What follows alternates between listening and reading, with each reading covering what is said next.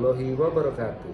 Salam guru penggerak, guru bergerak Indonesia maju. Bapak Ibu guru yang saya banggakan, bertemu lagi dengan saya Istoro dari SMP Negeri 208 Jakarta. Bapak Ibu guru dimanapun berada, mudah-mudahan dalam kondisi yang baik. Perkenankan pada kesempatan kali ini saya menyampaikan diseminasi budaya positif melalui video yang saya lakukan dan saya laksanakan dengan teman-teman guru yang ada di SMP Negeri 208 Jakarta, tempat di mana saya mengajar. Mudah-mudahan video yang saya lakukan atau video yang saya buat bermanfaat buat Bapak Ibu semua dan memberikan dampak yang baik untuk pendidikan di Indonesia. Tetap semangat, tetap bermanfaat bagi anak-anak peserta didik kita. Assalamualaikum warahmatullahi wabarakatuh.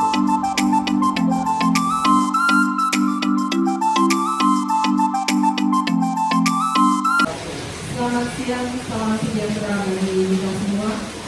Yang kita hormati bersama Kepala SMP 208 Jakarta, Ibu Definisi MPD. Yang terhormat Bapak Istoro SPD selaku CGP Angkatan ke-7 yang nantinya akan menyampaikan diseminasi tentang budaya positif. Yang saya hormati Bapak Ibu guru dan karyawan SMP 208 Jakarta yang berbahagia. Alhamdulillah, puji syukur kehadirat Allah Subhanahu wa Ta'ala pada siang hari ini, meskipun dalam kondisi hujan, kita masih diberikan nikmat sehat walafiat dan masih semangat untuk mengikuti kegiatan diseminasi yang merupakan aksi nyata pada pelatihan mandiri platform Merdeka Mengajar topik disiplin positif yang nanti akan disampaikan oleh Bapak Istoro. Baik Bapak Ibu sekalian, agar acara kita berjalan dengan baik, mari kita berdoa menurut agama dan kepercayaan kita masing-masing. Berdoa dipersilakan.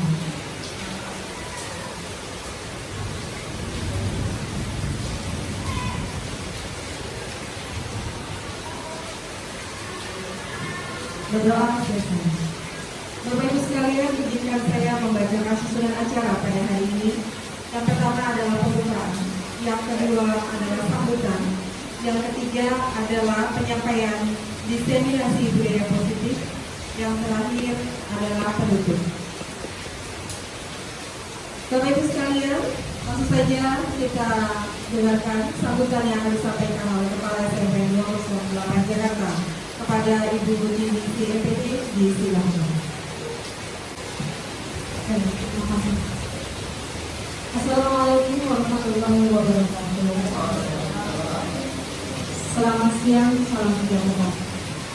Yang terhormat Bapak Istoro selaku CGP Angkatan 7, yang terhormat Bapak Ibu guru dan karyawan, puji dan syukur tentunya kita panjatkan kepada Allah Tuhan Yang Maha Esa.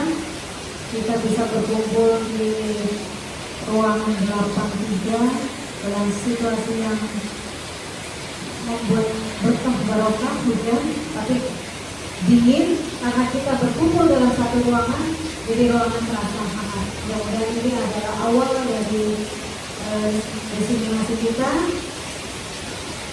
diseminasi Pak Istoro, diseminasi budaya positif dalam rangka untuk aksi nyata selama 3 bulan menjadi calon guru penggerak.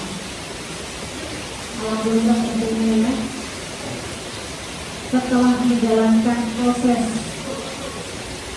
eliminasi menjadi guru calon guru penggerak, setelah masuk perjuangan belum selesai. Jadi setelah diterima jadi calon guru penggerak, itu adalah awal Bapak Ibu berjuang untuk mengetahui apa isi dari kurikulum berbeda. Mudah-mudahan apa yang bisa dikatakan, apa yang diinginkan dapat memotivasi 3 bulan Pak Cintoro, Bu Wahyu dan Bu Tulis menjadi CGB, 3 bulan ini dan begitu diminasikan baru aksi nyata. Mudah-mudahan ini memotivasi teman-teman guru, teman-teman TU, apa yang motivasi karena semangatnya. Jadi kalau guru penggerak itu pulangnya juga nggak bisa cepat-cepat, tidurnya juga nggak bisa cepat, harus penuh perjuangan, harus belajar dan belajar. Ibu sangat berharap gerakan-gerakan Bapak Ibu CGB ini bisa juga menggerakkan teman-teman kita, bisa memotivasi, bisa menggerakkan dan bersama-sama bergerak untuk melakukan aksi nyata budaya positif yang tentunya di sekolah kita di SMP 208 sudah kita lakukan, kita laksanakan. Tentunya akan ada penyempurnaan. Nah, disinilah apa tuh namanya motivasi percutnya ya, dipercut. Jadi kalau sebulan, 2 bulan biasanya masih semangat. 2 bulan kalau kita nggak motivasi lagi, loyo lagi. Nah ini kita motivasi lagi. Nah ini apalagi dimotivasi setiap minggu. Mudah-mudahan yang tadinya sudah mulai, nah sekarang semangat lagi ya Pak Cis ya. Tapi turun semangat lagi. Tinggal beberapa bulan lagi akan terlihat oleh kita hasil dari calon guru penggerak. Ya, setelah 3 bulan, mudah-mudahan bulan Maret atau April ya, itu udah dapat 6 bulan kan ya, sampai Juni baru dapat hasil ya itu ya, baru dapat hasil dengan kabar lulus. Ya, mudah-mudahan kita tentunya Ibu sebagai pimpinan hanya selalu bisa mendoakan dan mendorong, ayo semangat. Karena jalan Bapak Ibu baru dimulai, kalau diterima itu berarti baru dimulai perjuangan. Perjuangan itu tidak bisa naik turun, harus naik terus ya. Karena kan tidak semua CGP itu nanti bisa bertahan sampai akhir. Nah ibu pengennya SMP 208 3 CGP ini bertahan sampai akhir. Diberi kesehatan tentunya, diberi semangat biar sekitar bulan Juni Ibu dapat kabar lulus. Amin. Jadi silakan nanti kita dengarkan bareng-bareng diseminasi dari budaya positif yang akan dipaparkan oleh Pak Cintoro. Mudah-mudahan ini benar-benar ikut memotivasi Bapak Ibu guru, memotivasi karyawan sehingga kita bisa bergerak bersama dengan guru-guru calon penggerak. Terima kasih. Assalamualaikum warahmatullahi wabarakatuh.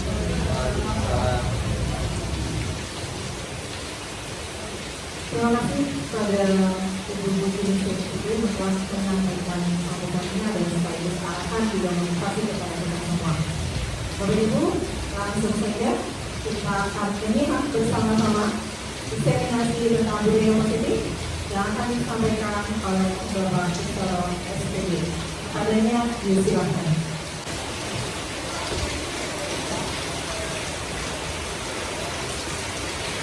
Terima kasih Ibu Yudi sebagai MC. Assalamualaikum warahmatullahi wabarakatuh. Yang saya hormati Ibu Kepala Sekolah SMP 208 Jakarta, Ibu Yudi MPD, yang sudah bersedia hadir dan memberikan banyak motivasi kepada teman-teman CGP. Yang terhormat Ibu Wakil dan staf bidang guru-guru, Ibu Wakil Presiden, yang terhormat Ibu Wakil Kepala Sekolah bidang Humas dan Sarana dan Prasarana beserta staf, Ibu Widya Sutri. Kemudian yang terhormat Ibu Wakil Kepala Sekolah dan staf bidang keuangan, Ibu Tulis Setiawaningsih. Dan tidak lupa yang saya banggakan teman-teman dari rekan guru dan pending yang sudah bersedia hadir di kesempatan siang hari ini, walaupun cuacanya seperti yang kita tahu sedang kurang bersahabat gitu. Tapi mudah-mudahan tidak mengurangi semangat kita dalam memberikan yang terbaik, termasuk di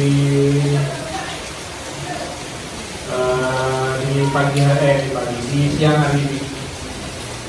Sebentar Bapak Ibu, ini kayaknya bermasalah. Bapak Ibu yang saya banggakan, izinkan saya untuk menyampaikan diseminasi budaya positif yang dimana kegiatan ini adalah salah satu rangkaian tugas yang diberikan dari platform Merdeka Belajar kepada calon guru penggerak, dan di sini izinkan saya untuk memaparkan. Baik.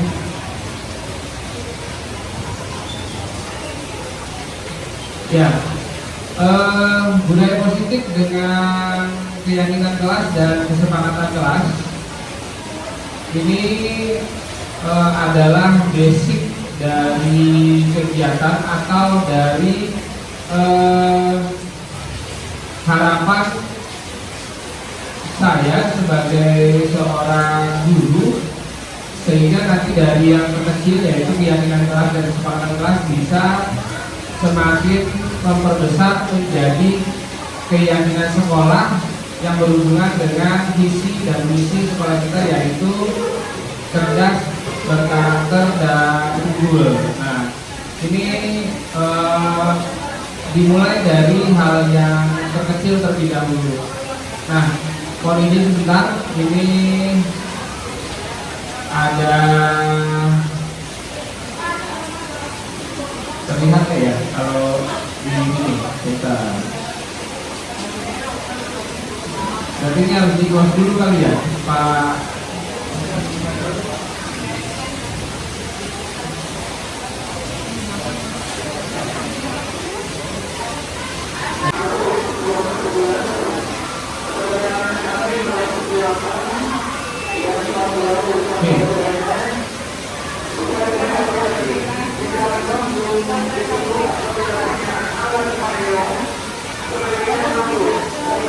Sebetulnya videonya sudah saya masukkan, tapi rupanya tidak terbaca, tidak apa-apa Bapak Ibu. Ini juga kita lihat dulu sebentar. Suaranya pelan ya Bapak Ibu.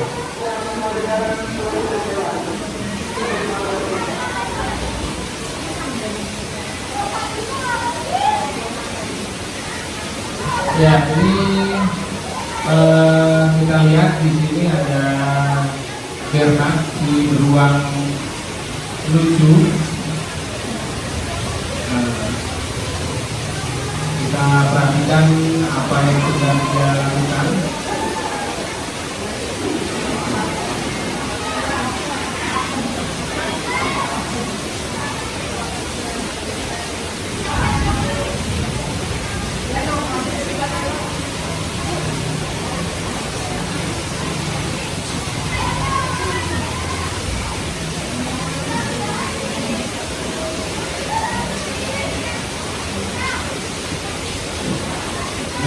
Sudah ganteng, sudah pakai kacamata, bawa tas. Ini oke.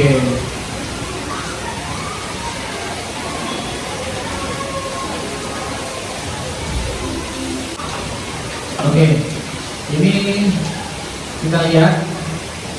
Ini Bernard ini sedang apa ya? Oke.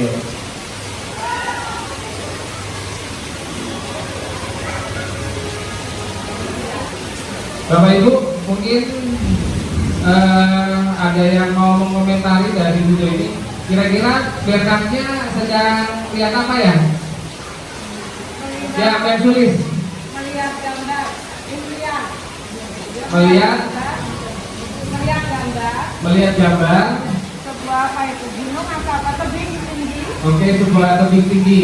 Dia membayangkan akan naik ke tebing dan berdiri. Dari mana Bensulis tahu kalau si beruang itu, si Bernard itu mau naik gunung? Karena dia kemudian ambil perawatan untuk dia rock lainnya. Oke, iya. Tepuk tangan dulu buat Bensulis. Kita lanjutkan kembali. Kita lihat ya. Ini Bernard sedang menatap gunung es. Nah, rupanya benar tidak tadi? Oh iya, benar. Rupanya Bernard ini punya impian, punya pengharapan ingin menaklukkan gunung es. Nah, dengan segala peralatan yang lengkap, dengan semangat yang tinggi. Oke, dia sedang berusaha.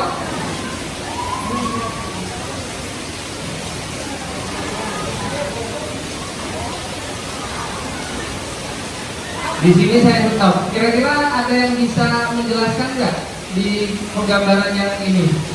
Mungkin Pak Majid, silakan Pak Majid. Ya, kalau menurut saya sih ada ruangnya punya cakar. Punya cakar? Oh ya, baik. Menurut Pak Majid, ternyata Bernard baru sadar kalau dia punya cakar untuk menggantikan palu yang tadi jatuh ya. Ya, baik. Benar sekali. Memang di sini digambarkan Bernard itu baru tahu bahwa cakarnya dia itu bisa digunakan untuk membantu naik ke atas. Oke, dengan penuh gaya ya. Nah, ini Bernard itu terkenalnya beruang sombong Bu, Pak.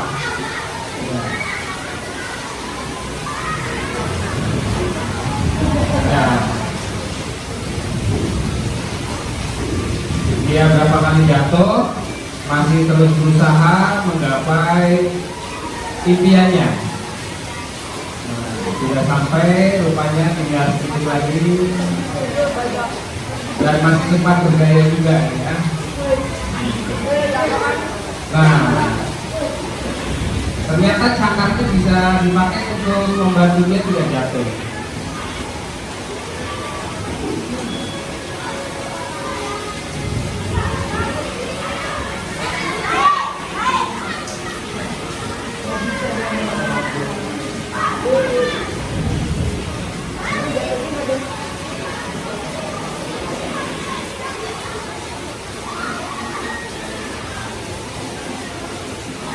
Baik, itu tadi yang film tersebut.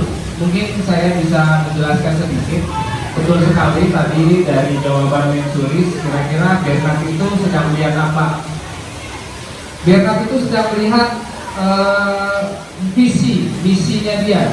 Saya akan menggapai puncak dari gunung es tersebut.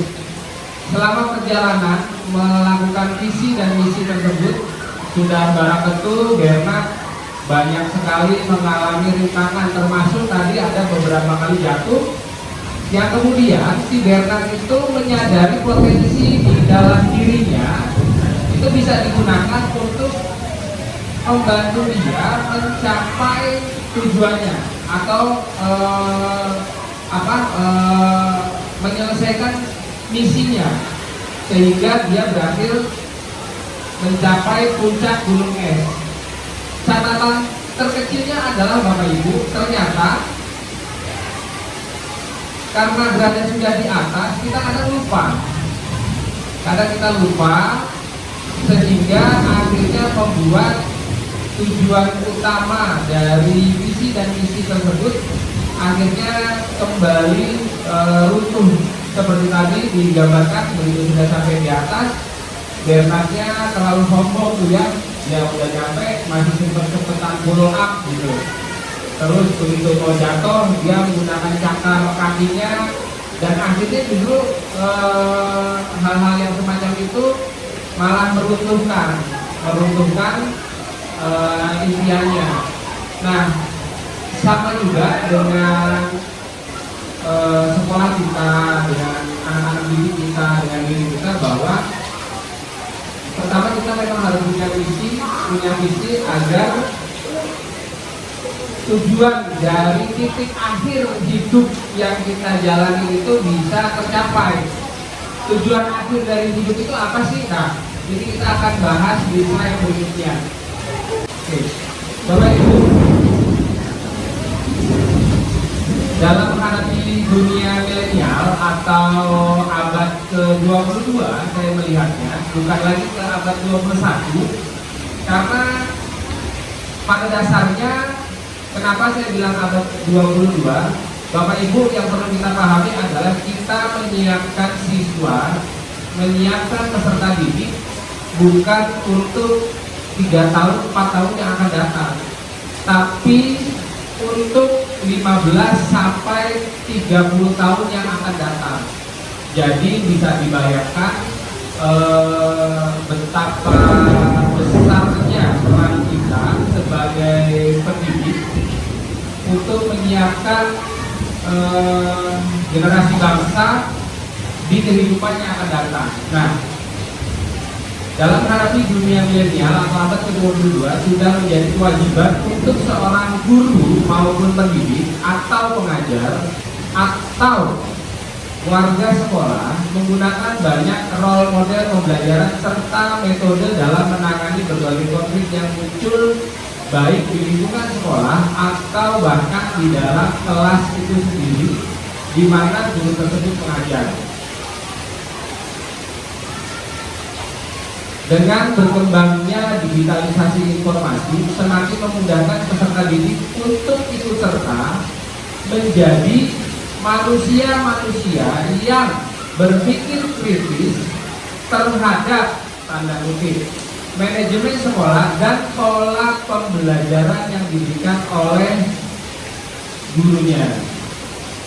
Ya, jadi kita mau tidak mau harus mengikuti zaman, mengikuti perkembangan teknologi, di mana jika kita tidak mengikuti maka kita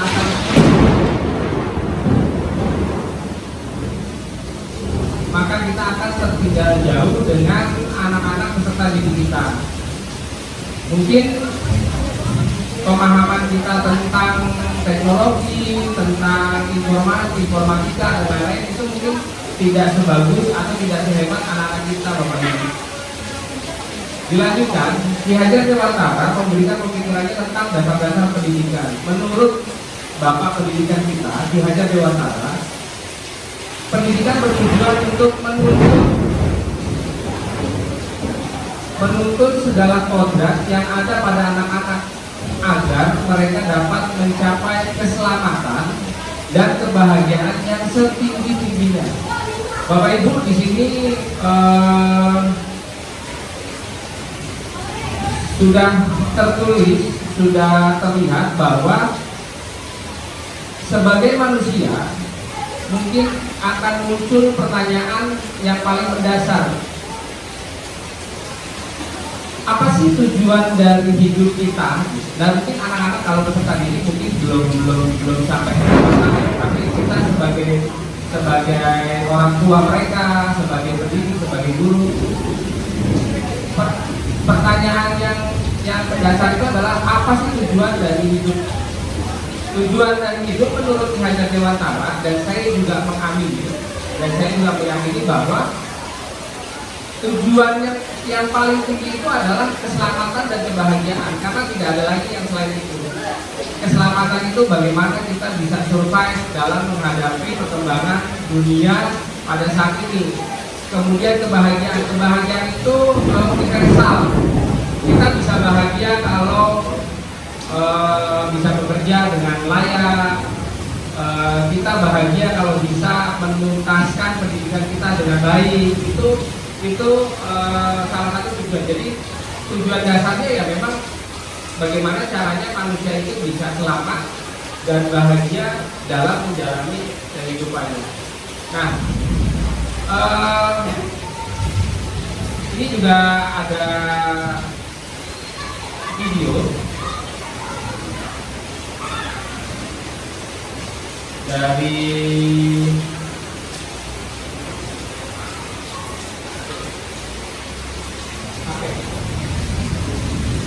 sebentar ya Bapak Ibu.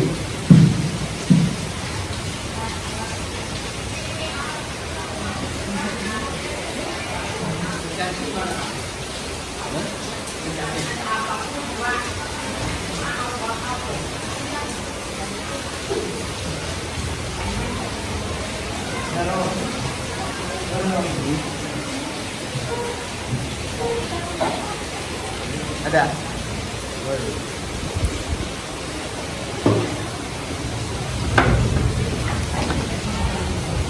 Ini ada, saya percepat saja ya Bapak Ibu ya.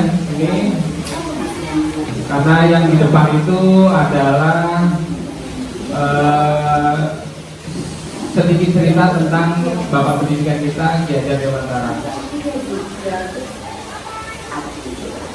Video profil sejarah Bapak Pendidikan Nasional kita Ki Hajar Dewantara. Pada kesempatan ini, izinkan saya untuk memaparkan refleksi saya terkait pemikiran Ki Hajar Dewantara untuk membuat kita lebih memahami impian besar beliau untuk membawa anak Indonesia mencapai merdeka belajar. Ada dua hal yang ingin saya sampaikan. Pertama, beliau berkata bahwa pendidikan adalah tempat kesemayaan seni budaya. Pada hal ini, Ki Hajar membuat sebuah koneksi dua hal yang tidak terpisahkan antara pendidikan dan kebudayaan. Dua hal ini adalah satu kesatu. Menurut Ki Hajar, untuk mencapai kebudayaan yang kita miliki, peradaban bangsa yang kita cita-citakan, pendidikan adalah fondasi atau dengan bahasa yang Ki Hajar adalah tempat kesemayaan benih-benih budaya.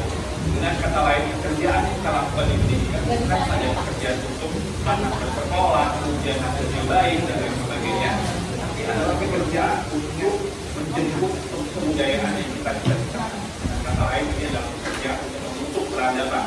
Jadi ini peran yang sangat penting antara pendidikan dan kebudayaan. Dua-duanya adalah satu ikatan yang tidak bisa dilakukan. Baik Bapak Ibu, ada beberapa video yang akan saya tampilkan, tapi bertahap. Nah, ini adalah video tentang filosofi pemikiran Ki Hajar Dewantara tentang pendidikan. Mudah-mudahan dari video ini kita bisa sama-sama belajar sebetulnya apa sih tujuan dari pendidikan gitu. Bapak Ibu, dalam beberapa telah mengenal video profil sejarah Bapak Pendidikan Nasional kita Ki Hajar Dewantara. Pada kesempatan ini, izinkan saya untuk memaparkan refleksi saya terkait pendidikan Ki Hajar Dewantara untuk membuat kita lebih memahami impian besar beliau untuk membawa anak Indonesia mencapai kemerdekaan belajar. Ada dua hal yang ingin saya sampaikan. Pertama, beliau berkata bahwa pendidikan adalah tempat kesemayaan seni budaya. Pada hal ini, Ki Hajar membuat sebuah koneksi dua hal yang tidak terpisahkan antara pendidikan dan kebudayaan. Dua hal ini adalah satu kesatuan. Menurut Ki Hajar, untuk mencapai kebudayaan yang kita miliki, peradaban bangsa yang kita cita-citakan, pendidikan adalah fondasi atau dengan bahasa Indonesia adalah tempat kesemayaan benih budaya. Dengan kata lain, pekerjaan kita lakukan di pendidikan bukan hanya pekerjaan untuk anak bersekolah, kemudian hasilnya baik dan lain sebagainya, tapi adalah pekerjaan untuk menjemput kebudayaan yang kita cita-citakan. Dengan kata lain, ini adalah pekerjaan untuk membentuk peradaban. Ini peran yang sangat penting antara pendidikan dan kebudayaan. Dua-duanya adalah satu ikatan yang tidak bisa dilepaskan. Yang kedua, inti dari filsafat yang Dewantara itu adalah perubahan. Dalam hal ini, bagi saya, analogi yang tepat untuk filsafat yang Dewantara itu adalah seperti kata surga. Selalu bergerak, selalu tidak pernah berhenti, dari waktu ke waktu dia tidak pernah statis. Karena itu bagi Ki Hajar, kebudayaan tidak boleh statis, harus terus bergerak. Dalam upaya pemeliharaan kebudayaan, bagi Ki Hajar itu harus terus bergerak sesuai dengan kodrat alam dan kodrat alam. Jika kebudayaan itu terisolasi, kebudayaan itu akan menjadi kehancuran. Pendidikan pun juga sama, tidak boleh statis. Pendidikan harus terus berubah menjawab tuntutan utama ini. Karena sepertinya kalau dalam kata surya itu, kalau Bapak Ibu bayangkan, kalau planet itu bergerak statis dia, itu akan menjadi sebuah chaos, sebuah kacauan. Dan itulah yang dilihat oleh saya bahwa semua itu harus terus bergerak dan besar, tidak pernah berhenti. Artinya perubahan adalah hal yang tetap dan harus berhenti. Selanjutnya,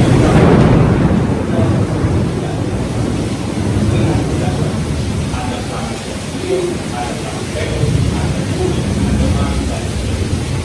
Dalam melihat planet-planet ini yang kita lihat dalam kebudayaan dan dalam kebudayaan ada tidak ada yang ada kebudayaan yang seperti Mars, ada seperti bumi gitu ya. Tapi tidak kita disamakan. Ketika kita melakukan pengembangan kebudayaan itu bukan untuk menyamakan semuanya, tapi untuk menguatkan identitas dari masing-masing kebudayaan. Dan kebudayaan itu untuk berkembang dan berkembang pada kepentingan. Dan dalam filosofi Tuhan, sumbernya ini atau di mana semua planet itu berkumpul itu adalah nilai-nilai kemanusiaan. Dan ini yang menjadi hal yang esensi dari semua kebudayaan. Dimanapun kebudayaan itu berada, baik kebudayaan Indonesia yang berada maupun kebudayaan dunia yang juga berada. Esensinya berada dalam nilai-nilai kemanusiaan. Pendidikan pun juga sama. Anak tidak pernah ada dua anak kembar itu tidak pernah sama persis bahkan kembar siap sekalipun. Ciptaan dari penciptaan dari yang Maha Kuasa itu adalah senjata. Menurut pengajian biarkanlah anak-anak itu menuju kebudayaan sendiri-sendiri. Ibarat planet-planet tadi, mereka bergerak dengan kecepatannya sendiri-sendiri. Kalau Bapak Ibu lihat di tata surya, Merkurius itu bergerak sangat cepat, sementara mungkin planet Jupiter itu agak lambat bergeraknya. Dan ini mereka juga bergerak dengan kecepatannya sendiri-sendiri sesuai dengan kondisinya masing-masing. Masing-masing punya cerita di dalam planet yang berbeda-beda. Ini tidak bisa dipaksakan bumi itu harus menjadi seperti Saturnus atau Neptunus itu menjadi Merkurius. Semua ada kondisi masing-masing, semua bergerak pada sumbu yang sudah mengatur dan menambah. Nah, lalu apa yang kemudian menjadi relevansi pemikiran pendidikan ini adalah pendidikan yang sedang kita lakukan. Filosofi sebenarnya adalah filosofi tentang kemanusiaan. Dalam hal ini ada tiga kerangka perubahan yang ada dalam hal. Yang pertama adalah kodrat keadaan. Dalam melakukan perubahan kita harus melihat kodrat keadaan yang terbagi dua. Pertama kodrat alam, yang kedua kodrat langit. Kodrat alam itu adalah terkait dengan alam tempat di mana masyarakat itu berada. Seperti yang digambarkan oleh Tuhan, kalau alamnya daerah pertanian itu berbeda dengan daerah pegunungan atau daerah pantai. Yang dua musim itu berbeda dengan empat musim dan seterusnya. Jadi ada cerita bahwa kalau orang Belanda melihat orang Indonesia itu boros karena orang Indonesia alamnya sangat ramah sekali. Jadi tidak pernah mungkin berpikir untuk masa depan yang terlalu jauh karena alamnya selalu menyediakan. Sedangkan orang Indonesia melihat Belanda itu pelit.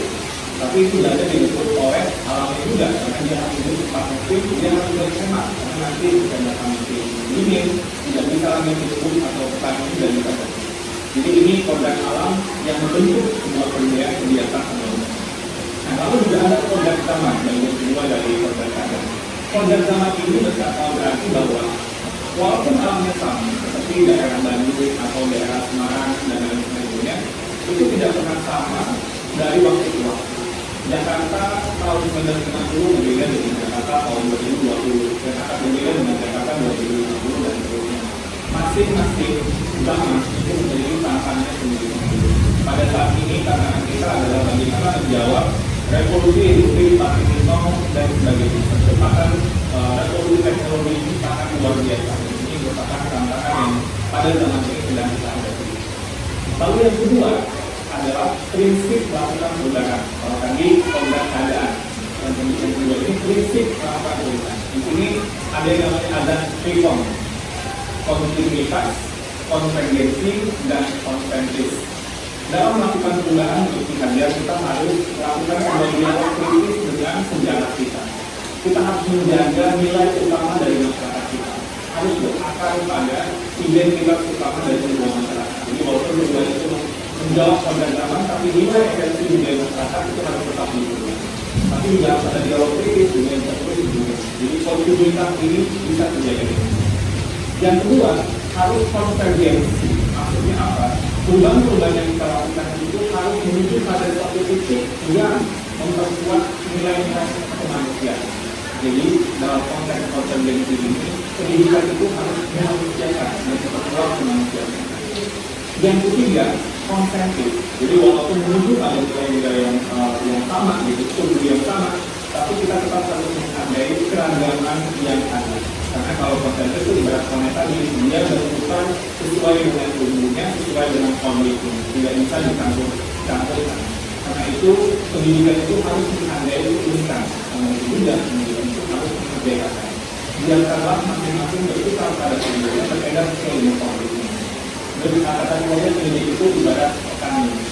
Petani itu dia bercocok tanam, dia memiliki banyak sekali misalnya bibit. Ada bibit padi, ada bibit jagung, ada bibit gula. Yang padi tumbuh cara dia sebagai padi. Jangan menumbuhkan padi itu berharap menjadi jagung, tidak akan pernah menjadi seperti itu. Dan jangan pula memelihara jagung dengan ilmu memelihara padi, tidak jadi tumbuh kembang jagung. Jadi masing-masing itu sesuai dengan kodratnya. Dan itulah keragaman yang dihadapi oleh para pendidik dalam konteks kehidupan sehari-hari. Lalu yang ketiga, yang berubah ini adalah budi pekerti. Maksudnya ini apa? Ada dua kata di sini. Ada budi, ada pekerti. Budi itu menurut bahasa Indonesia itu ada 3 komponen, yaitu cipta, rasa, dan karsa. Cipta itu artinya pikiran, rasa itu perasaan, karsa itu adalah kemauan. Dan seperti itu maksudnya tenaga atau raga. Dalam filosofi pendidikan kita ini harus ditimbang terjadinya perubahan tersebut. Ada olah cipta menajamkan pikiran, olah rasa menghaluskan rasa, olah karsa memperkuat kemauan, dan olah raga menyehatkan jasmani. Sehingga pendidikan itu harus politik, harus ditimbang, tidak bisa timpang. Kalau pendidikan ini bisa kita lakukan dengan seimbang, berarti hajat ini akan menjadi kesempurnaan budi pekerti yang membawa kita pada kebijakan. Dengan kata lain, jika kita melakukan pendidikan yang seimbang, tumbuh kembang anak secara politik, ini akan menghadirkan banyak insan-insan yang penuh kebijaksanaan. Sebaliknya, jika kita melakukan pendidikan yang timpang, maka kita akan menciptakan masyarakat yang langka, bahkan mungkin hampa dengan kebijaksanaan. Pada akhirnya, semua disiplin ilmu harus menuju kepada kebijakan. Dan relevansi yang kedua dari apa yang kita pelajari dari filosofi Kendriara adalah keharusan untuk memandang anak dengan rasa hormat, berorientasi kepada anak. Jadi apa tujuan pendidikan kita? Itu adalah murid. Jadi menurut Hajar, semua yang kita lakukan di bidang pendidikan dan para pendidik itu harus berorientasi penuh kepada murid. Dengan bahasa Hajar, salah satu azas dari Taman Siswa, bebas dari segala ikatan, dengan suci hati mendekati sang anak, tidak untuk meminta suatu hak, namun untuk berhamba pada sang anak. Kata-kata berhamba pada sang anak adalah sebuah analogi, tapi memiliki kedalaman nilai yang luar biasa. Bahwa Hajar, seorang yang sangat ditokohkan, melihat bahwa berorientasi kepada anak ini adalah hal yang paling utama, paling esensial bagi kita para pendidik. Semoga rakyat singkat ini bisa menjadi sebuah inspirasi bagi Bapak Ibu semua, calon-calon guru penggerak yang saya banggakan. Terima kasih Bapak Ibu penggerak, salam bahagia. Baik, Bapak Ibu, sengaja saya sampaikan video tadi, walaupun mungkin kurang lebih sekitar 12 menitan video barusan disampaikan. Kenapa? Karena dalam mewujudkan budaya positif yang ujung muaranya adalah terwujudnya visi dan misi sekolah, maka kembali lagi ke diri kita sebagai seorang guru, sebagai seorang yang mendedikasikan hidupnya untuk berinteraksi dengan siswa dari pagi sampai sore. Nah, ini kadang kita lupa Karena kita lupa, mungkin karena terbawa emosi, terbawa kesibukan, sehingga akhirnya hak yang harus diberikan kepada anak-anak seperti yang tadi disampaikan bahwa sebagai seorang pendidik kita memprioritaskan murid-murid dan murid. Nah, kita tidak bisa meminta sesuatu ke anak-anak. Contoh, kenapa kamu belum mengerjakan PR gitu. Tapi kita tidak tahu alasan kenapa dia tidak mengerjakan PR. Walaupun saya pun tidak memungkiri bahwa ada sebagian kecil anak-anak kita yang memang dengan sengaja untuk melakukan hal-hal yang dianggap tidak baik. Kita lanjut Bapak Ibu. Nah, Bapak Ibu, kita berkumpul hari ini memang tujuan utamanya adalah untuk mensosialisasikan, menggemakan, untuk membiasakan dengan hal-hal yang berkaitan dengan budaya positif. Kenapa? Dengan harapan nanti setelah selesai kegiatan pada siang hari ini, Bapak Ibu semua dapat menularkan budaya-budaya positif itu di ruang-ruang kelas tempat Bapak Ibu mengajar, sehingga nanti dari ruang-ruang kelas yang paling kecil itu menjadi sebuah satu kesatuan yang semakin besar yang dinamakan budaya positif sekolah. Nah, apa sih yang dimaksud dengan budaya positif? Budaya positif adalah suatu pembiasaan yang bernilai positif, sudah pasti. Di dalamnya mengandung sejumlah kegiatan yang mampu menumbuhkan karakter murid. Nah, budaya positif itu meliputi 6 hal, yaitu 1. Perubahan paradigma stimulus respon, konsep disiplin positif. Yang ketiga, keyakinan kelas. Yang keempat, pemenuhan 5 kebutuhan dasar manusia. Yang nomor 5 posisi kontrol. Dan yang terakhir adalah segitiga restitusi. Pertanyaannya ini mumpung masih belum ngantuk, menurut Bapak Ibu kira-kira di dalam, kalau dilihat dari kata-kata ini, budaya positif adalah suatu kebiasaan yang bernilai positif. Di dalamnya mengandung sejumlah kegiatan yang mampu menumbuhkan karakter murid. Pertanyaannya adalah, apakah di kelas kita sudah terjadi kegiatan yang mampu menumbuhkan karakter murid? Mungkin ada teman-teman yang bisa menjawab. Pak Ungkap?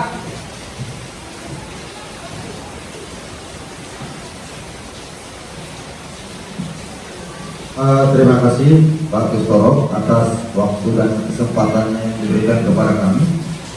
Kalau di sekolah kita, saya yakin pasti masing-masing guru bisa melihat anak-anak didik kita yang memiliki atau yang mempunyai karakter-karakter positif.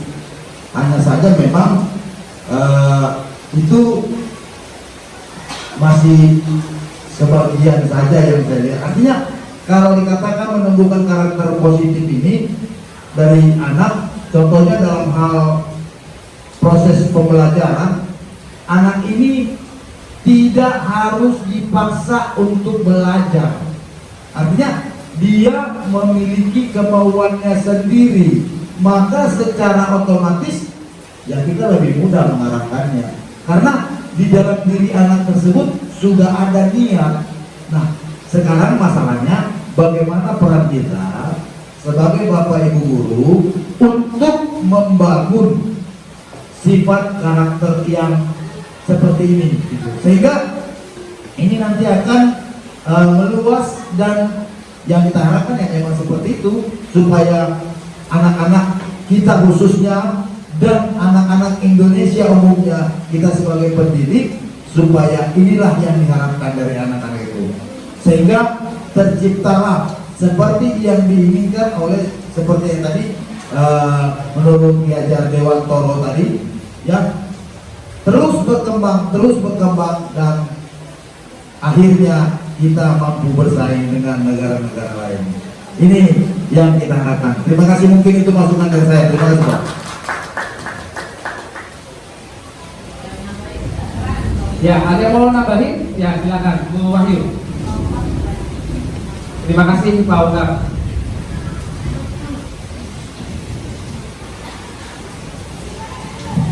Terima kasih atas waktunya. Kalau tadi dari definisi budaya positif ya, pembiasaan yang bernilai positif di dalamnya mengandung sejumlah kegiatan yang mampu menumbuhkan karakter murid. Alhamdulillah di sekolah kita sudah melakukan itu. Seperti yang kita pahami, setiap hari Senin kita melakukan upacara bendera untuk melatih kedisiplinan siswa. Kemudian Bapak Ibu setiap pagi berdiri di depan gerbang untuk menyambut siswa.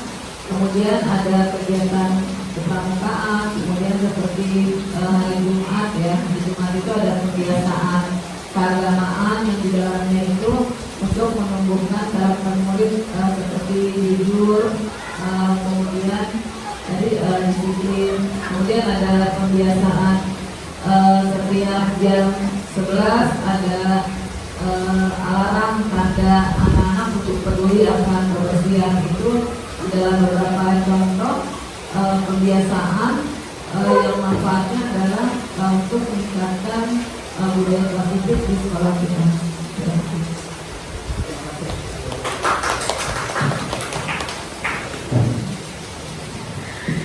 Baik, terima kasih Bu Wahyu, terima kasih Pak Ungkap atas masukannya dan jawabannya tadi. Baik, Bapak Ibu, ternyata di sekolah kita itu sebetulnya sudah banyak sekali budaya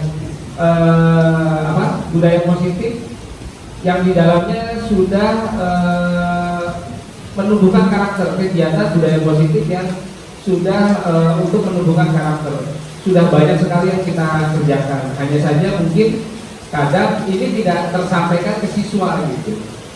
Tujuannya apa sih? Kenapa sih kita setiap Senin itu harus upacara bendera?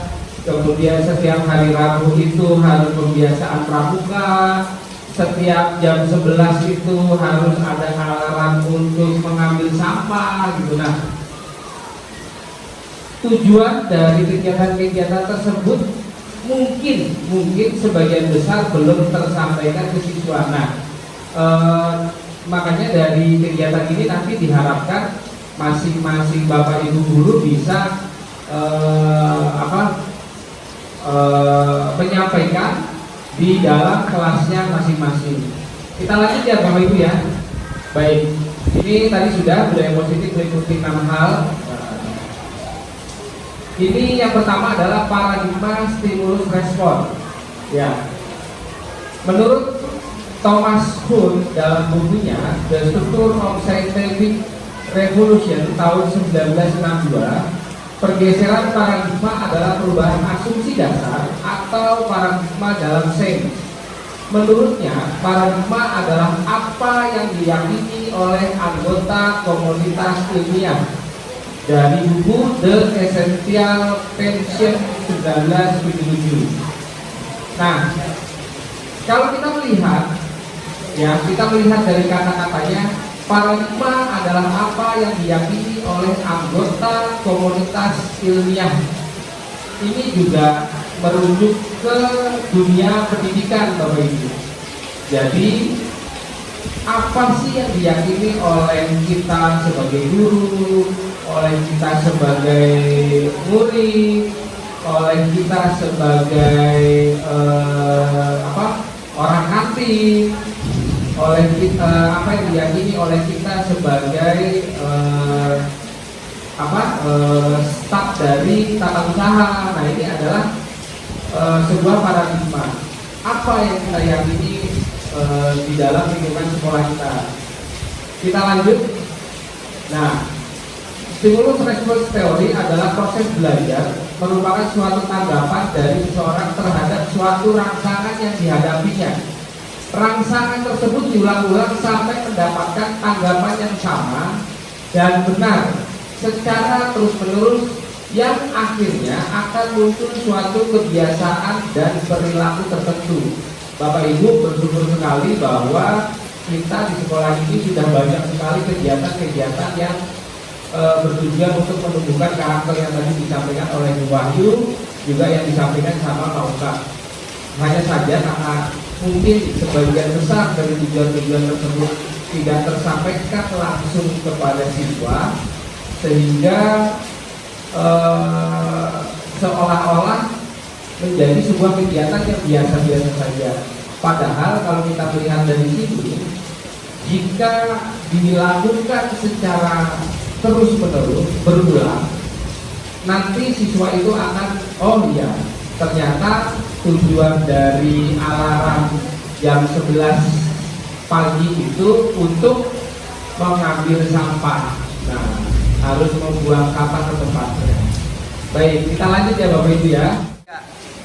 Baik, Bapak Ibu, disiplin positif adalah proses pembelajaran. Disiplin positif merupakan pendekatan mendidik anak melakukan untuk apa ini? Untuk membentukkan kepercayaan diri dan disiplin. Disiplin ini berbeda dengan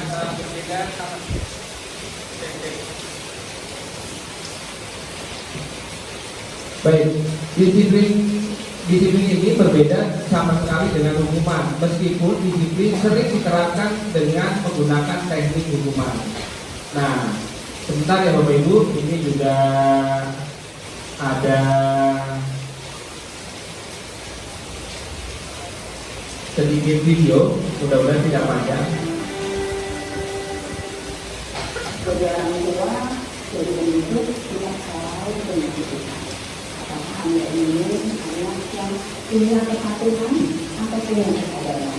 Apakah Anda ini mengontrol anak atau memberdayakan anak? Kalau tujuannya kesadaran, kalau tujuannya anak memberdaya, maka disiplin positif. Apa yang membedakan anak-anak yang ditumbuhkan dengan disiplin positif akan jadi anak-anak yang mandiri, anak-anak yang punya motivasi dari dalam dirinya melakukan sesuatu bukan karena ada terdepan atau ada dukungan dari polisi atau siapapun yang membelanya, tapi melakukan sesuatu karena dia tahu apa tujuannya. Anak-anak yang motivasi itu ada anak-anak yang ditumbuhkan dengan motivasi internal, bukan anak-anak yang didukung atau diprojek dengan motivasi eksternal. Anak-anak yang ditumbuhkan itu ada anak-anak yang melakukan lainnya karena tahu bahwa dia harus menjaga namanya, karena tahu kalau hilang maka dia ada pihak yang paling dirugikan saat kita mencari pasangannya, karena tahu kamarnya jadi jauh lebih rapi dan enak untuk dijelajahi ketika dia melakukannya.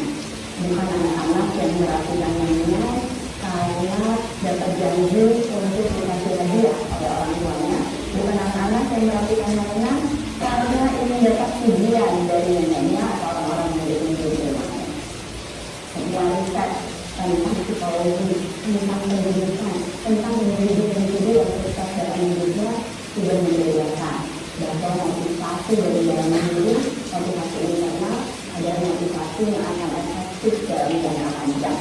Itulah yang membuat kita kemudian punya tujuan-tujuan yang besar dalam hidup ini. Dan ini bekal yang berguna bukan hanya untuk anak mandiri untuk dirinya, tetapi untuk anak yang punya perspektif dan bisa berkontribusi di lainnya. Jadi, pilihannya pilihan itu atas diri terima kasih yang sudah terbukti dalam pengalaman ini itu tidak dipakai Kita lanjut Bapak Ibu. Baik, tadi adalah disiplin positif, di mana pilihannya kembali lagi ke kita, apakah ingin menjadikan peserta didik kita punya motivasi internal atau motivasi eksternal. Tinggal bagaimana kita sebagai seorang pendidik yang menentukan. Tapi harapan terbesarnya adalah peserta didik mempunyai motivasi internal, Nah, dilanjutkan Bapak Ibu. Yang ketiga adalah keyakinan kelas. Keyakinan kelas adalah nilai-nilai universal yang diyakini bersama, muncul dari diri sendiri dan disepakati oleh seluruh anggota kelas, di mana peserta didik memiliki keyakinan terhadap kelasnya. Sebagai contoh, peserta didik yakin bahwa kelasnya adalah kelas yang paling bersih, paling rajin, atau yang paling juara. Nah, ini bisa kita lakukan, ini bisa kita bentuk bersama-sama dengan peserta didik. Sebagai wali kelas, sebagai guru di setiap mata pelajaran pun boleh melakukannya. Jadi tidak hanya sebatas wali kelas, di masing-masing bidang pelajaran pun bisa menggunakan keyakinan kelas gitu. Karena saya yakin masing-masing mata pelajaran punya metode yang berbeda, memiliki pendekatan yang berbeda dengan anak-anak. Dilanjutkan, yang keempat adalah 5 kebutuhan dasar manusia. Kebutuhan dasar manusia menurut Dr. William Glasser dalam Choice Theory dibagi menjadi 5. Yang pertama adalah kebutuhan untuk bertahan hidup, kemudian kebutuhan untuk mendapatkan kasih sayang dan rasa diterima. Yang ketiga, kebutuhan untuk kebebasan, kebutuhan untuk kesenangan, dan yang terakhir adalah kebutuhan untuk penguasaan. Ini semua manusia dipastikan memiliki 5 kebutuhan dasar itu. Jadi tidak mungkin kalau ada yang namanya manusia, saya tidak butuh yang namanya rasa kasih sayang, rasa diterima, itu tidak mungkin. Karena ini adalah kebutuhan yang paling basic dari manusia. Jika 5 kebutuhan ini dipenuhi, maka yang terjadi adalah kebahagiaan yang setinggi-tingginya. Tapi jika ada 1 atau 2 kebutuhan dasar ini yang tidak terpenuhi, maka bisa jadi sebagai manusia akan berusaha memenuhi dengan cara-cara yang positif ataupun yang negatif.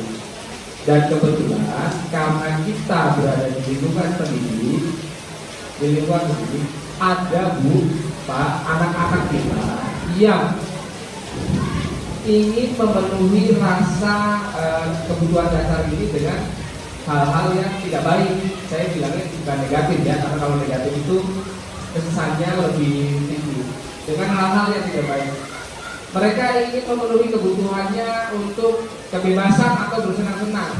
Yang kosong mereka keluar kelas, main bola, kemudian ke kantin, penguasaan. Wah, ini kelas ini dalam kontrol saya nih gitu. Semuanya bisa saya suruh, bisa saya perintahkan gitu. Gimana caranya untuk bisa memuaskan atau memenuhi? Dia bisa jadi menunjukkan emosinya supaya teman-teman yang ada di sekitarnya itu menjadi takut gitu. Atau bahasa yang sering dikenal sama kita nih, anak jadi pentolan gitu. Kenapa? Karena kebutuhan dasar untuk penguasaan atau powernya kayak itu dulu dia belum dapat tertentu. Dilanjutkan Bapak Ibu, 5 posisi kontrol. 5 posisi kontrol ini adalah 5 posisi kontrol kita sebagai seorang pendidik. Saya bilangnya pendidik ya Bapak Ibu, bukan pengajar, karena buat saya antara pendidik dan pengajar itu berbeda.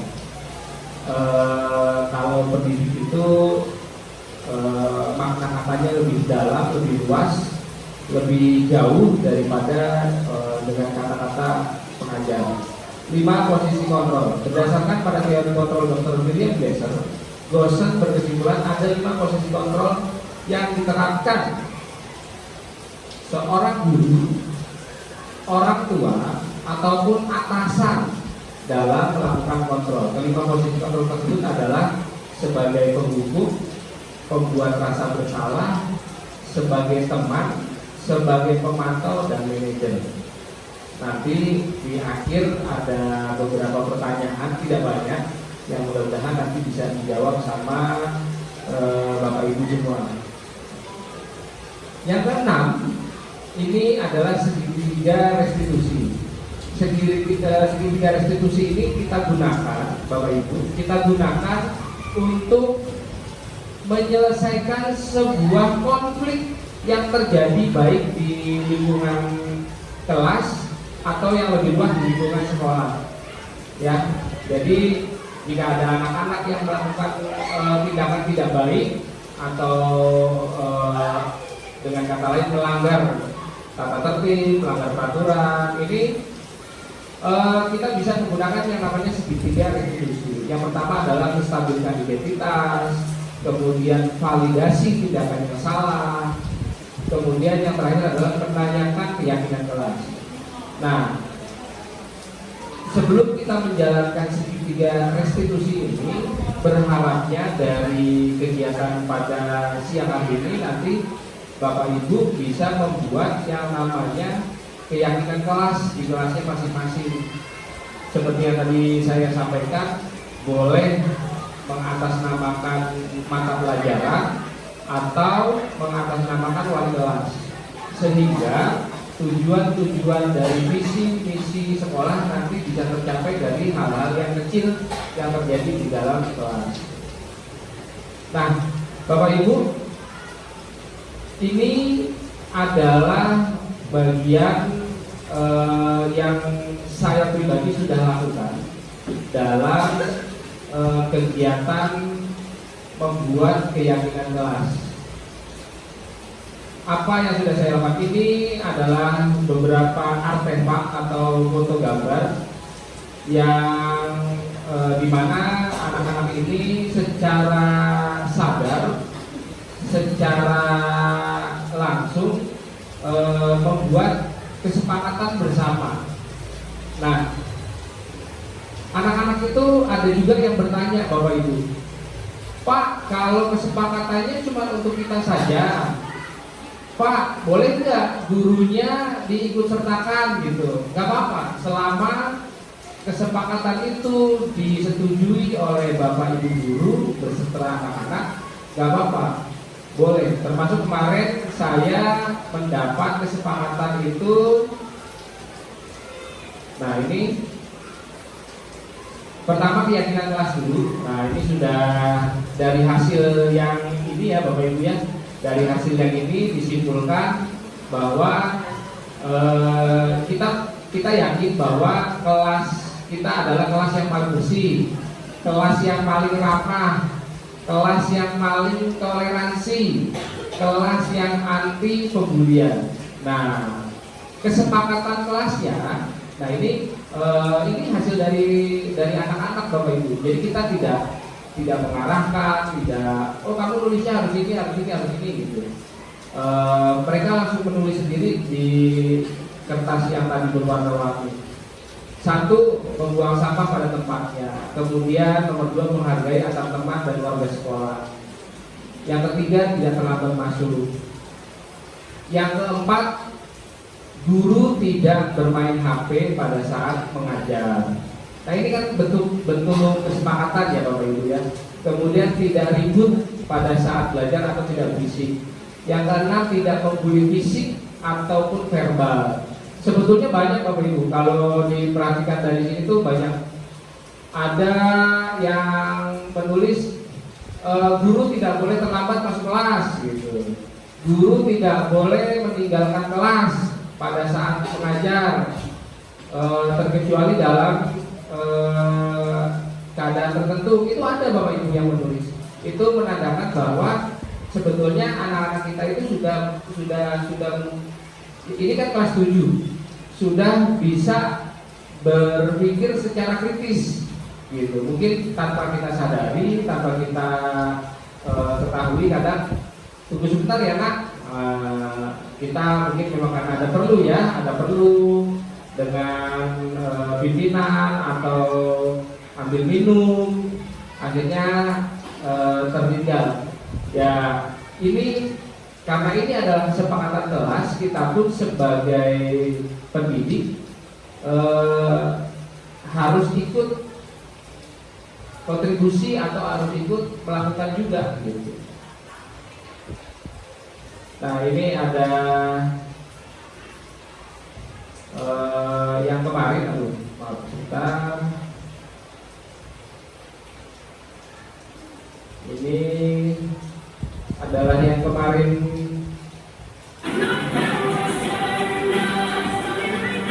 yang saya kerjakan.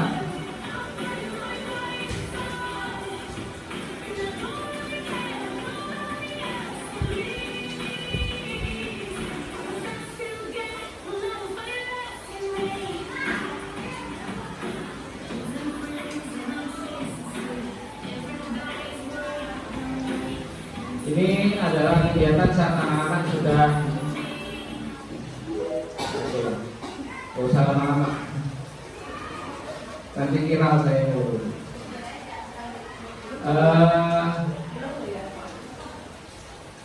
Baik, harapan terbesar adalah setelah kegiatan ini nanti Bapak Ibu bisa memberikan kegiatan yang sama kepada peserta didik kita, sehingga muncul kesadaran-kesadaran dari siswa untuk tidak melakukan hal-hal yang tidak baik terkait dengan tata tertib sekolah. Nah, sebetulnya Bapak Ibu, yang saya perhatikan, kita itu di awal tahun ajaran atau di awal tahun semester itu sebenarnya kita sudah membuat kesepakatan biasanya. Hanya saja kesepakatan tersebut tidak terdokumentasikan dengan baik. Contoh misalnya kayak saya mengajar PJOK adalah tidak boleh, yang laki-laki tidak boleh mengeluarkan kaos gitu. Yang perempuan justru harus dikeluarkan kaosnya. Kenapa Pak? Gitu. Nah, ini kita jelaskan. Saya waktu itu menjelaskan kalau yang laki-laki memang harus rapi agar terlihatnya enak, dipandangnya asik gitu. Nah, kalau yang perempuan kenapa tidak boleh harus mengeluarkan kaos? Saya jelaskan Bapak Ibu. Kenapa yang perempuan itu harus dikeluarkan kaos? Karena perempuan itu tumbuh kembangnya lebih cepat daripada yang laki-laki. Bisa dibayangkan jika kita sedang melakukan pemanasan, ya kalau misalnya kaosnya dimasukkan itu nanti bokongnya terlihat kemana-mana, makanya yang perempuan kaosnya harus dikeluarkan. Nah itu yang saya sampaikan, dan alhamdulillah walaupun kadang-kadang masih suka lost control ya, lost control, anak-anak yang perempuan sudah paham bagaimana menghargai apa yang mereka miliki dari tubuhnya gitu. Dilanjutkan Bapak Ibu, ini adalah beberapa kegiatan pembudayaan positif yang saya kerjakan di luar lingkungan sekolah. Nah, pembudayaan positif itu bukan hanya terkait dengan seperti tadi keyakinan kelas, segitiga restitusi, tapi adalah bagaimana kita membangun kebiasaan-kebiasaan positif yang nanti berguna bagi kehidupan kita di masa yang akan datang. Ini ada NGP, kemudian salah satu kegiatan budaya positif ini adalah ini Bu, Bapak Ibu. Nah ini anak-anak mengikuti kegiatan pesta dolanan, dan ini mengikuti kegiatan lomba olahraga tradisional, di mana waktu itu anak-anak berhasil membawa pulang piala 1. Nah, ini juga salah satu kebiasaan budaya positif yang kita lakukan di luar. Kita berkumpul dengan komunitas, dengan praktisi, dan tidak harus dengan dunia pendidikan, tapi minimal kegiatan tersebut bisa bermanfaat dan ilmunya bisa kita gunakan di lingkungan sekolah. Nah, ini juga beberapa dokumentasi kebudayaan kegiatan budaya positif yang dilakukan di sekolah. Mungkin terlihat seperti biasa saja ya Bapak Ibu, tapi ini adalah kegiatan budaya positif yang diambil dari budaya kita sehari-hari. Ini memberikan salam, menyambut anak-anak. Ini sebetulnya ada relevansinya dengan kebudayaan Bapak Ibu. Kebetulan karena kita berada di DKI Jakarta, budaya yang paling sering itu adalah budaya salam atau palang pintu. Ini juga termasuk, walaupun memang tidak ada pantun-pantunnya kalau pagi. Ya. Kemudian ini kegiatan siswa di mana mereka itu sebetulnya sedang belajar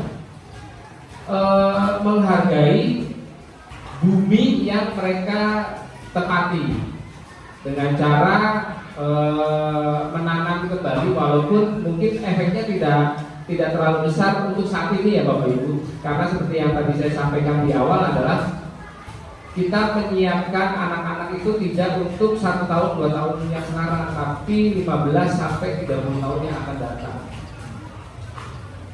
Nah, Bapak Ibu, ini ada lembar kerja, ya, ada lembar kerja yang bisa dijawab nanti secara langsung, dan nanti saya langsung tulis di sini juga.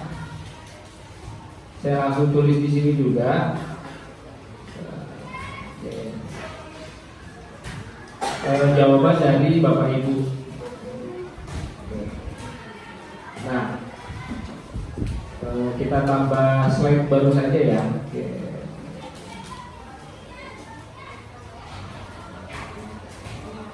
Baik, dilanjutkan. Bapak Ibu, ini ada lembar kerja.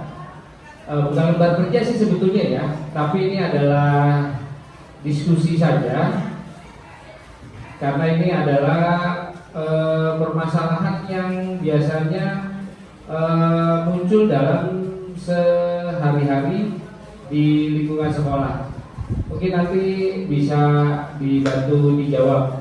Untuk yang pertama, apa yang akan Anda lakukan jika ada siswa yang terlambat hampir setiap hari? Mungkin ada teman-teman yang mau menjawab. Pak Ibu, monggo Pak Ibu.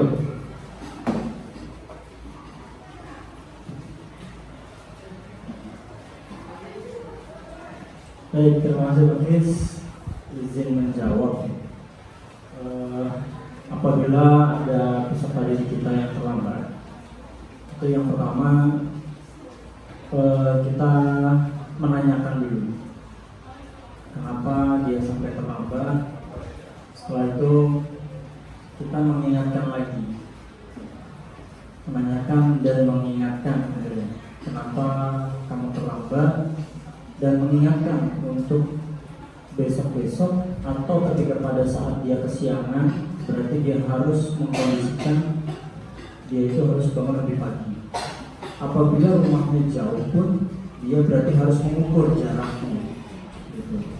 Dan kalau misalkan dia jaraknya jauh, dia juga harus berpikiran, oh iya, kalau misalkan dia naik Grab atau Gojek itu otomatis itu pasti prosesnya agak lama. Dan kalau orang tua kadang juga ini saya juga, kalau di hari Senin pun juga sama, ada yang istilahnya orang tuanya itu mengantar adiknya dulu, ada mengantar adiknya dulu, baru dia mengantar dianya gitu ke sekolah. Nah ini memang banyak hal ya kalau masalah keterlambatan di sekolah. Jadi kalau menurut saya yang pertama itu tadi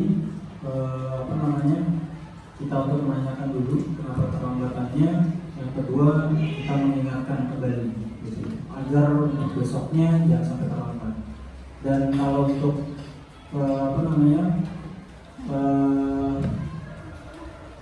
keterlambatan yang hampir setiap hari, berarti ini harus dievaluasi lagi.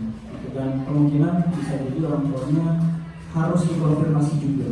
Jangan sampai hanya di satu pihak dari si anak, tapi orang tua juga harus dikonfirmasi untuk ketegasan keterlambatan. Gini saja, terima kasih. Baik, Bapak Ibu, tadi kita sudah mendengar jawaban dari Pak Saiful, yaitu menanyakan alasan keterlambatan dan mengingatkan untuk tidak terlambat. Nah, ini berkaitan dengan 5 posisi kontrol. Nah, menurut Bapak Ibu, dari jawabannya Pak Saiful tadi, 5 posisi kontrol yang dilakukan sama Pak Saiful itu apa? Apakah sebagai penghukum, pembuat rasa bersalah, teman, pemantau, atau manajer? Kalau melihat dari jawaban yang tadi diberikan oleh Pak Ipul, sebagai terima kasih Ait. Sebagai apa? Kalau menanyakan alasan keterlambatan dan mengingatkan untuk tidak terlambat gitu. Berarti posisinya Pak Ipul itu kan berdiri ya, berdiri kemudian melihat kamu terlambat nih, alasannya apa? Saya kesiangan Pak gitu. Terima Nah, kasih. besok jangan terlambat lagi ya gitu. Nah, ini di awal jawaban yang tadi itu posisi Pak Ipul menurut Bapak Ibu ada di posisi yang mana sebagai 5 kontrol tadi? Sebagai pembuat rasa bersalah, kemudian penghukum, pemantau, teman, manajer. Menurut Bu Wiji mungkin sebagai pemantau. Ya, ya, Pak Juli silakan. Menurut saya Pak Ipul sebagai manajer. Ya, karena Pak Ipul menanyakan alasan keterlambatannya, terus standar ya Pak Ipul. Terlambat karena apa alasannya gitu-gitu, terus memberi solusi kalau besok ini baiknya kamu bangun lebih pagi gitu ya Pak. Nah, bangun lebih pagi itu jadi terus membuat apa ya, keyakinan lah kamu bisa apa, maunya bangun lebih pagi, ditanya mungkin malamnya tidur nggak terlalu malam, itu memberi solusi. Oke, baik. Jika diamati dari jawaban yang awal, memang betul sekali Pak Ipul itu sebagai pemantau. Ya, karena posisinya dia berada di depan, kemudian melihat anak terlambat, baru setelah menanyakan alasan, memberikan nasihat, baru menjadi seorang manajer. Terima kasih Pak Ipul, terima kasih Bapak Ibu atas jawabannya. Ini saya langsung save. Nah, untuk pertanyaan yang kedua, bagaimana cara Bapak Ibu untuk membuat peserta didik yakin bahwa mereka mampu menjadi yang terbaik? Mungkin Pak Majid atau Bu Mutia bisa menjawab? Oh, saya Pak. Ya, nggak apa-apa Bu. Soalnya itu ini dari depan bisa ke belakang, takutnya tidur di belakang. Soalnya saya mau dari pertanyaannya bagaimana siswa memiliki. Bagaimana cara Bapak Ibu itu membuat peserta didik yakin bahwa mereka mampu menjadi yang terbaik? Iya, jawaban saya sih sebetulnya dengan cara memberikan motivasi ya Kak. Begini, sebetulnya pemantau manajer itu posisinya seorang guru itu harus bisa mengarahkan dengan melalui pertanyaan-pertanyaan, sehingga nanti yang menemukan solusinya itu bukan guru tersebut tapi siswa itu sendiri. Jadi sehingga dia ada kesadaran motivasi intrinsik yang harus dalam dirinya, pikirannya diungkapkan apa yang harusnya dilakukan oleh siswa tersebut seperti itu. Jadi bagaimana tadi pertanyaan nomor 2 apa Pak? Bagaimana cara Bapak Ibu untuk meyakinkan? Meyakinkan, ya kita dengan bertanya dulu tujuannya seperti Pak. Tadi ketika Pak Kis tentang tujuan fisik, bahwa anak perlu tahu tujuan upacara, bahwa anak perlu tahu tujuan pramuka. Memang sebetulnya saya pikir-pikir apakah kita sebenarnya harus meminta ketika kita melakukan sesuatu meminta anak, apakah kita kita harus mengungkapkan dulu tujuannya untuk apa dan bagaimana seperti itu. Tapi kita menanyakan dulu kepada siswa sehingga dia melatih berpikir kritisnya siswa sehingga menimbulkan kesadaran motivasi intrinsik yang ada dalam diri siswa sehingga apa sih yang dia akan dia lakukan itu tujuannya untuk apa seperti itu. Jadi kalau bagi saya itu dengan menggali lebih dalam lagi dengan melakukan pertanyaan-pertanyaan, tapi biarkanlah siswa itu yang menemukan solusinya sendiri, tapi kita mengarahkan seperti itu, Pak. Itu dari saya, terima kasih. Pertanyaan sehingga siswa menemukan sendiri ya? Ya, menemukan sendiri motivasi intrinsik yang siswa miliki gitu. Motivasi dari dalam diri sendiri ya.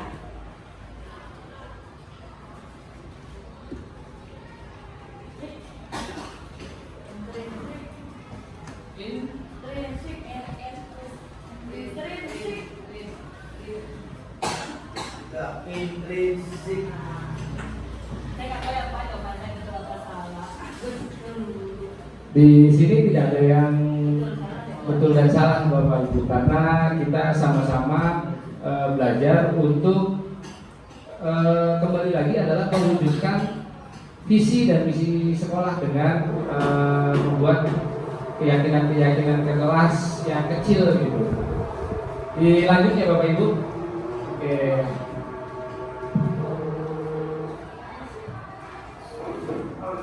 Pertanyaan nomor 3, menurut Bapak Ibu, apakah sekolah itu merupakan kewajiban atau kebutuhan? Mungkin ada yang bisa menjawab, Pak Majid? Dipersilakan Pak Majid menjawab. Menurut Bapak Ibu, apakah sekolah itu merupakan kewajiban atau kebutuhan?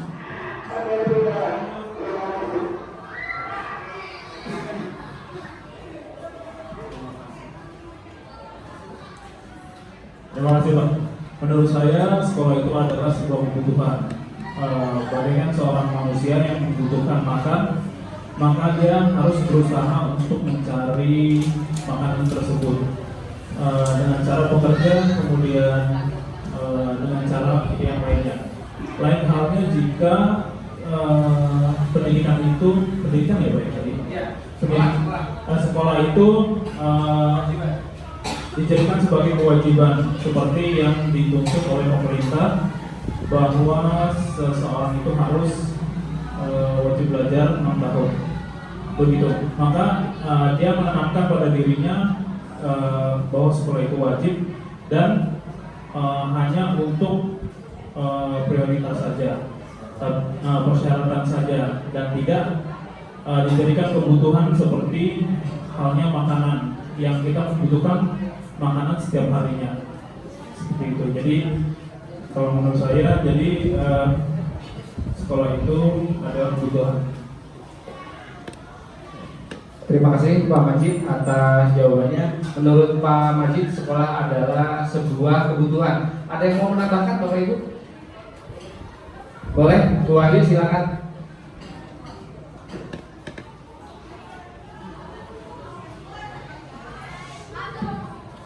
Ya, terima kasih. Mungkin bagi kita orang dewasa atau anak yang sudah memiliki motivasi intrinsik, paham bahwa sekolah itu merupakan kebutuhan akan ilmu ya.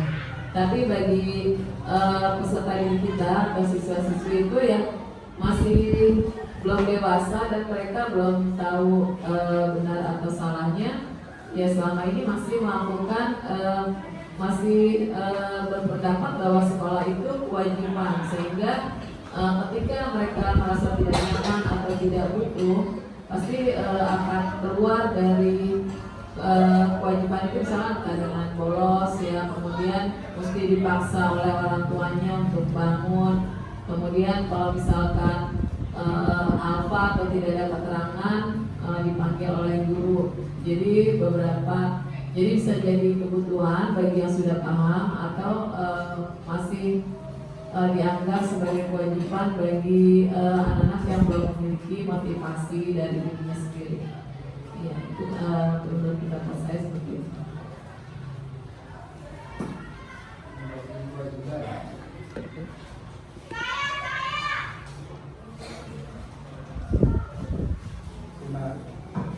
Terima kasih Bu Wahyu dan Pak Majid. Baik, nomor 3 ini menjadi tanggung jawab kita Bapak Ibu Guru untuk bagaimana siswa kita tumbuh dan memiliki kesadaran bahwa sekolah itu adalah sebuah kebutuhan. Saya pernah mendapatkan sebuah podcast di media sosial bahwa sekolah itu tidak menjamin seseorang akan menjadi sukses. Hanya saja sekolah itu membuka peluang untuk sukses menjadi lebih besar. Jadi sudah menjadi kewajiban kita untuk nomor 3 ini adalah membentuk kesadaran kepada peserta didik untuk menyadari bahwa sekolah itu menjadi sebuah kebutuhan, bukan sebuah kewajiban.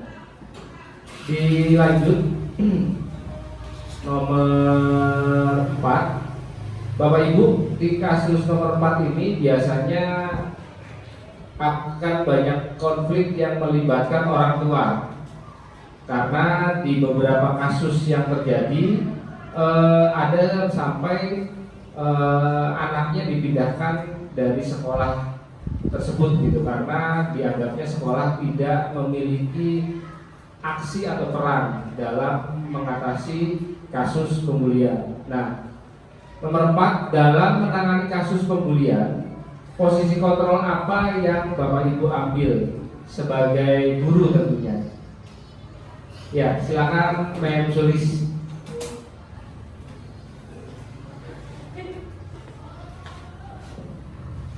Terima kasih Pak Pistoro. Saya mencoba menjawab.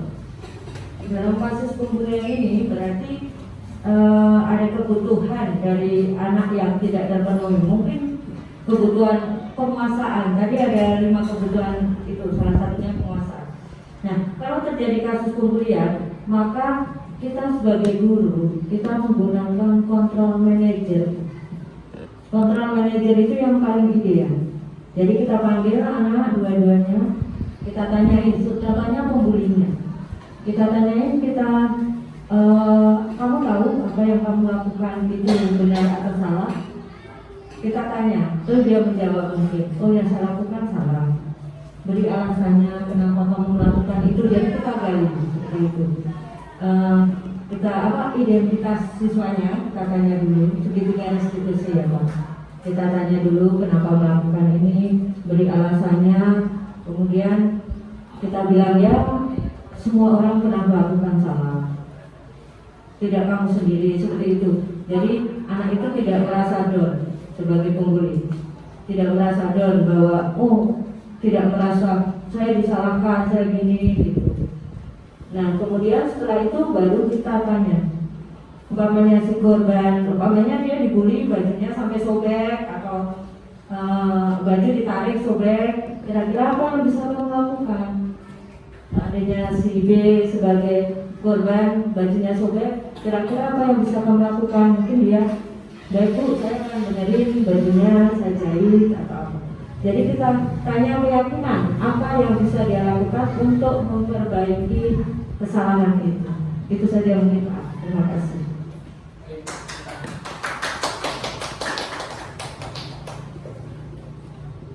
Baik, terima kasih Kang Sulis.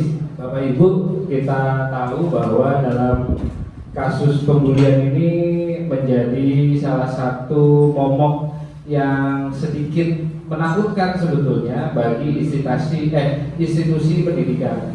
Karena di beberapa sekolah yang saya tahu, saya kenal dan saya dapat beritanya, itu sampai ada kepala sekolah, kemudian gurunya dipanggil sampai ke dinas gitu, karena kasus-kasus seperti ini. Karena sebetulnya yang agak sedikit riskan itu adalah orang tua dari si korban gitu. Nah, Ya seperti yang tadi Mem Suri sampaikan, bahwa benar sekali kita sebagai guru harus mampu memanajemen atau memfasilitasi kedua belah pihak agar masalahnya terselesaikan dengan baik. Terima kasih untuk Mem Suri. Pertanyaan nomor 5 ini sebetulnya sudah dijawab tadi di awal. Jadi Bapak Ibu, kita selesai di akhir acara.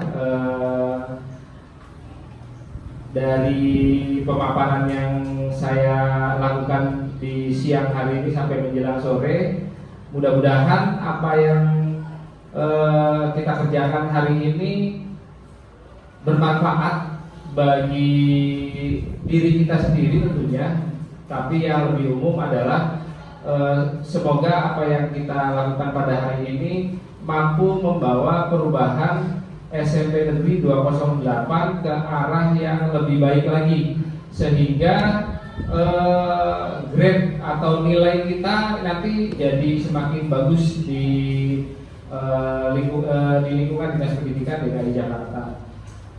Terima kasih banyak atas peran serta Bapak Ibu semua dalam mengikuti kegiatan ini. Jika ada salah kata maupun ucapan saya yang kurang berkenan, mohon dibukakan pintu maaf yang seluas-luasnya. Bapak Ibu, terima kasih. Kita bertemu lagi di kesempatan yang akan datang. Assalamualaikum warahmatullahi wabarakatuh. Saya kembalikan ke pembawa acara, Ibu Wiji.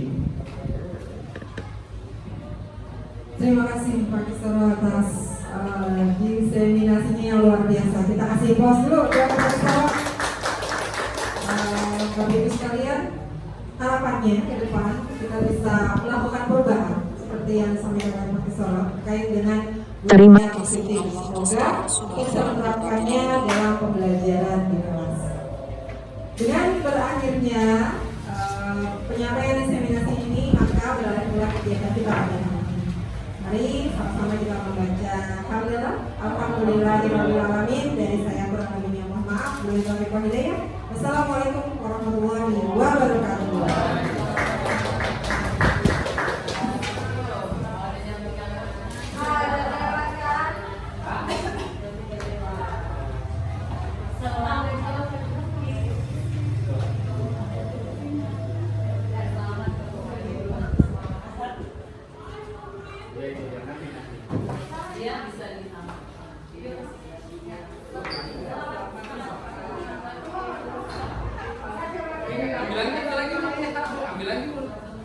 Ambil lagi.